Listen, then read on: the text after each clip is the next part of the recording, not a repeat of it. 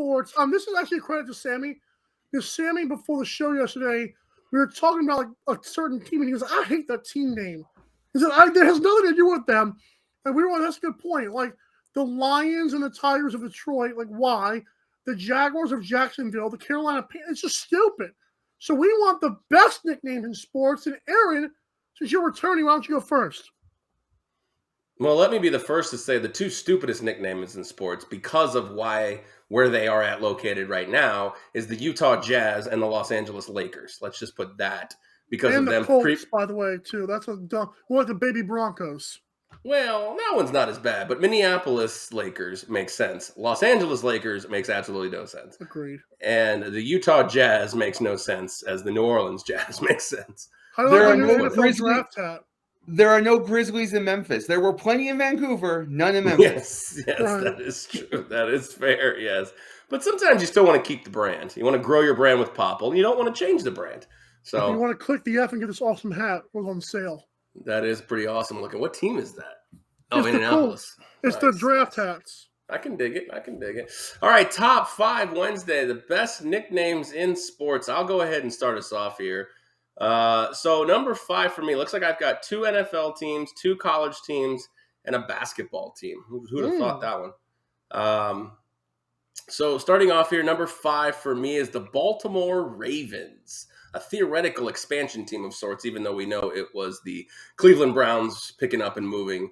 They were labeled as an expansion team. And you would think, exports, crabs, not really that great. But how about the most famous resident, poet and story writer Edgar Allan Poe, and one of his most famous is, of course, the Raven. So I thought that was a kind of a nice and unique tip of the cap.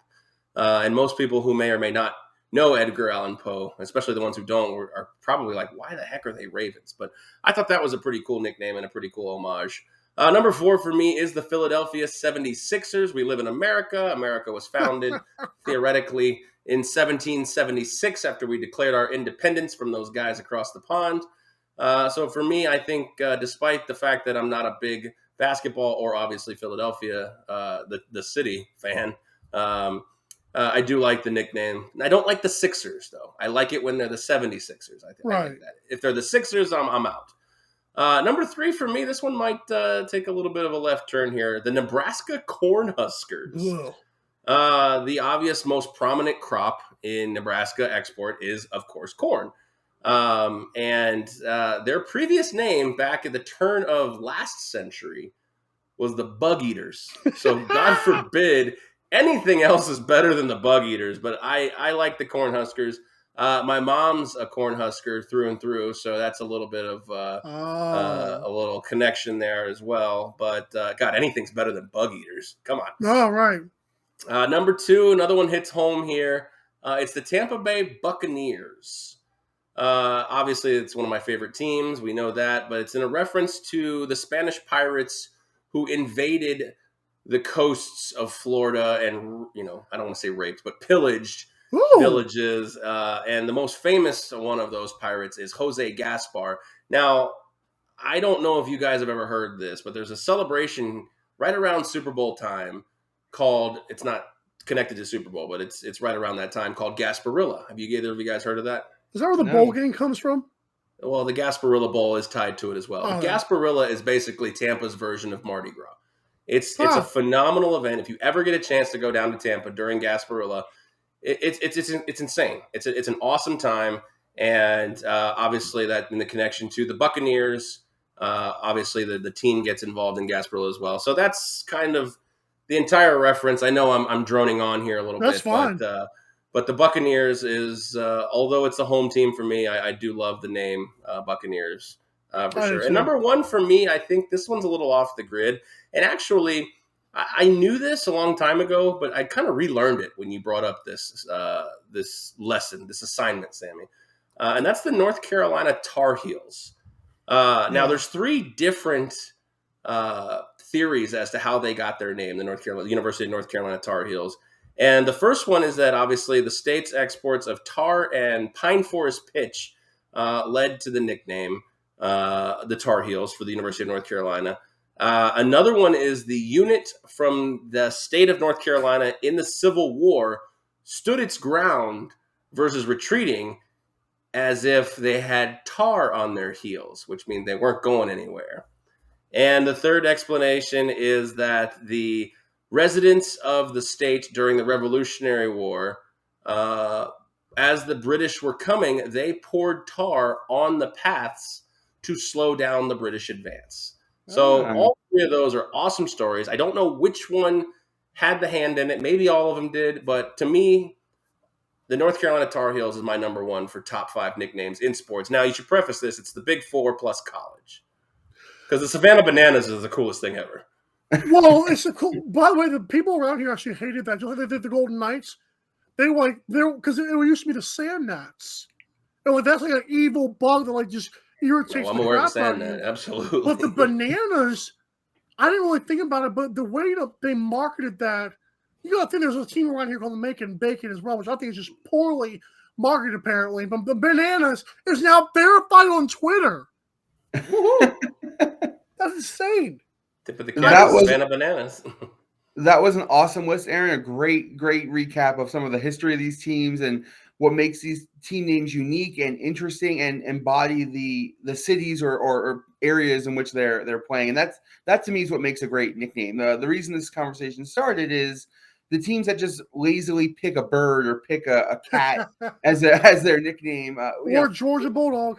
Yeah. There's just no reason, because they're cool or whatever. It doesn't have any pizzazz to the area. It doesn't have any gravitas to what you're doing, where you're doing it. Even my beloved Golden Knights, like it made no sense. There's nothing golden or knights about our city, and we've captured that essence, but it didn't have anything to do with us originally. It doesn't represent Vegas in any way. Now it does, but it didn't when it was chosen. And so I'm a big believer in picking names or having teams that represent the area and the people can get behind in that way. So that was a really great history lesson on some of these teams. Really, really impressive. So I want to let you know, you are going next, by the way, but I want to let you know, I believe me and Aaron found that out together on a show we were doing about the North Carolina. Because I was like, what is a Tar Heel? I think Aaron Googled it on the break. It was like, oh, wow, check this out. I was like, there's 3 explanations. I think that was the first time you learned that, right, Aaron? I think we did Alabama Crimson Tide.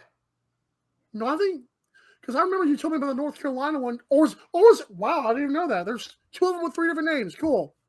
Yeah, the Crimson Tide used to be the Crimson, Crimson White, and Crimson Tide, and then obviously Crimson Tide stuck. So. Go ahead, Sammy. I tried to avoid college. I wanted to keep it to a little bit of a bigger scope.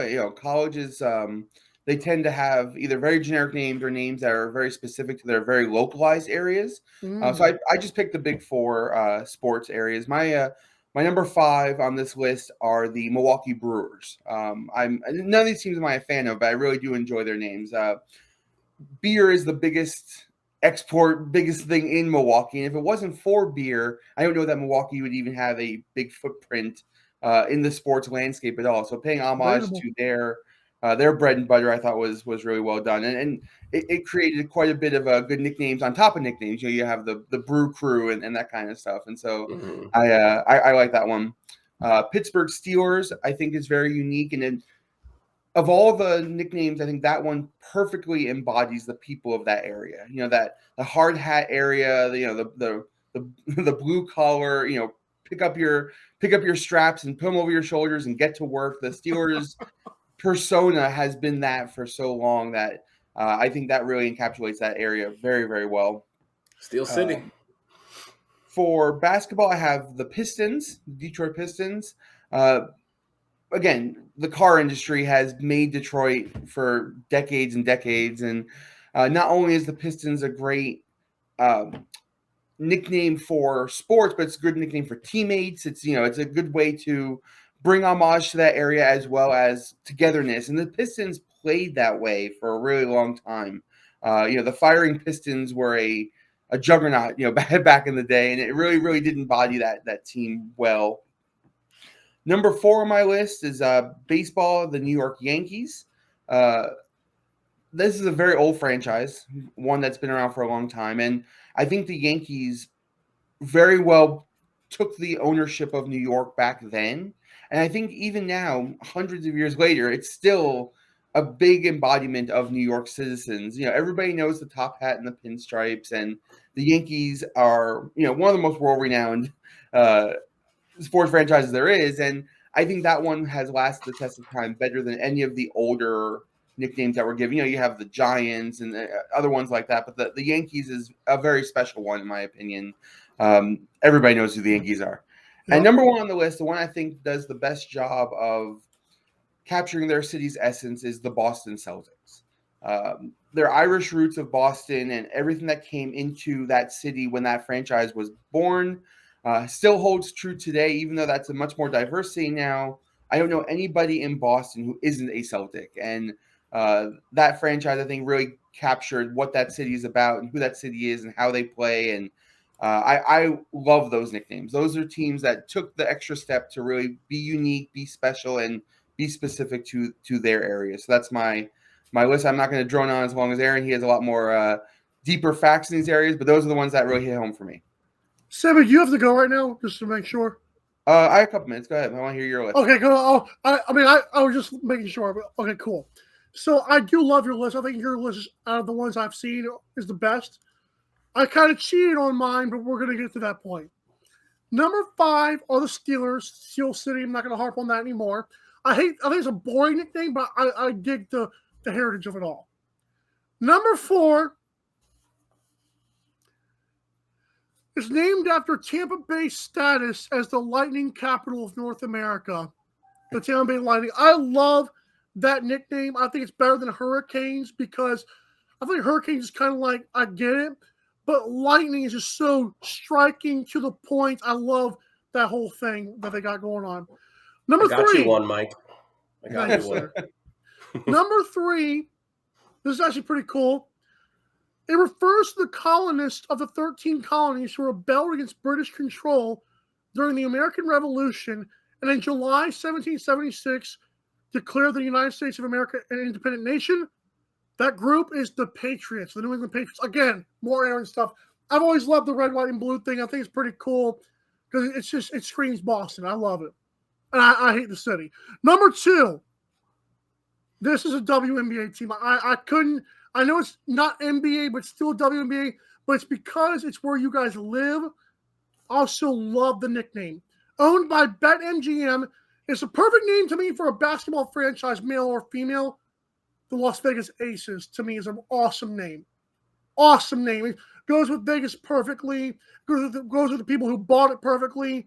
I love it. It goes with like threes. I love it. I love it so much, Las Vegas Aces. And number 1, this team's nickname comes from the mythical Kraken of Scandinavian folklore.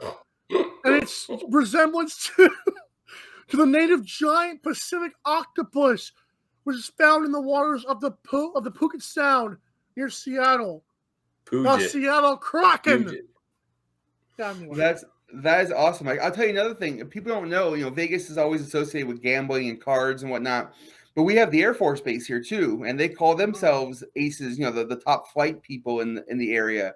So that actually has a good double entendre for what Vegas represents. So yeah, it's a very good nickname for the WNBA team. Well, and it's funny because when the Golden Knights were coming in, the NHL was staunchly against any name that symbolized or recognized gambling, which may or may not have led to the fact that the Golden Knights are the Golden Knights. I mean, who knows? They could have been the Vegas Aces, or they could have been something because they existed before the WNBA team. They could have been. I remember the submissions like Sin City Snake Eyes was one of them. Sin City Spades was one. There were some other ones, and of course, obviously, before the shooting of this, I remember I liked the Sin City Snipers. Obviously, that would have been horrible, but yeah. So thankfully, the WNBA was like, yeah, cool, name them whatever you want. So when the Knights came to town, they put out a poll for fans to vote on the name. And if I'm not mistaken, the number one, I want to say it was the overwhelming winner of that poll was the Las Vegas Scorpions. I love the Scorpions. Someone has to get that. I actually voted for Scorpions myself. I thought that was a pretty cool nickname. However, the owner of the Knights has some ties to Army. and Army is the Black Knights. That's And lame. he wanted to pay homage to his heritage. So he chose the Vegas Golden Knights over superseding the fan vote of nickname, which I was not a fan That's of at trash. the time. Or he just never planned to use the fan vote and just made you feel good. for sure. That is definitely a possibility. However, I do like how Vegas has embodied that symbol, and I do think the V that makes up the helmet is one of the coolest symbols in all of sports. So I do give them credit for that.